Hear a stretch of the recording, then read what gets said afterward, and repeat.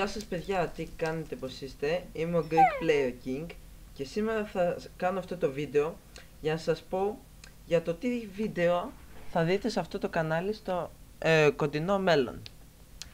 Ας αρχίσουμε λοιπόν. Καταρχήν, πριν αρχίσω βασικά, να πω ότι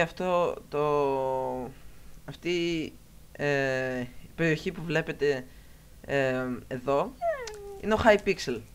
Ετοιμάζω ένα βιντεάκι που θα τραβήξω σε λίγο, το οποίο θα ανεβεί. Ας αρχίσουμε. Το πρώτο βίντεο και το πρώτο παιχνιδάκι που θέλω να πω ότι θα κάνω βίντεο και το πιο βασικό είναι αυτό που βλέπετε, το Minecraft. Λοιπόν, στο Minecraft θα κάνω survival σειρές, εγώ και πολλές φορές με φίλους μου. Θα κάνω Hypixel, Multicube, MC Gamer και HiveMC survival games. Θα κάνω άλλα mini games στον Hypixel και στον Mineplex. Και αυτά νομίζω, δεν παρέλειψα κάτι. Okay. Το δεύτερο παιχνιδάκι που θα παίξω θα είναι το Black Ops 2. Black Ops 2 θα δείτε Call of Duty, τι λέω, θα δείτε single player και multiplayer. Στο multi θα έχω πάρα πολλά βιντεάκια. Στο single λογικά θα κάνω κάποια σειρά, κάτι τέτοιο θα κάνω.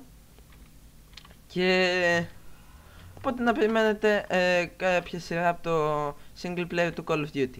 Ξέρω, είναι λίγο παλιό αυτό το παιχνιδάκι, αλλά ακόμα είναι καλό. Επίσης, ένα επόμενο game που θέλω να παίξω είναι το League of Legends ή αλλιώς LOL, το οποίο είμαι 30 level, έχω ένα account. Δεν μπορώ να πω βέβαια ότι είμαι και πολύ καλός παίκτης, από τους καλύτερους. Παίζω έτσι ερασιτεχνικά League of Legends. Και τέλος, αυτό το παιχνιδάκι, ένα τελευταίο παιχνιδάκι που θα ήθελα να παίξω, είναι επίσης παλιό, αλλά ακόμα καλό είναι και αυτό. Είναι το Assassin's Creed Black Flag IV. Για όσους το ξέρουνε, όλα τα παιχνιδάκια που έχω πει θα εμφανιστούν στις οθόνες σας, στην οθόνη σας, ναι. Οπότε αυτά για αυτό το βίντεο. Να περιμένετε να δείτε τα βιντεάκια που θα ανεβάσω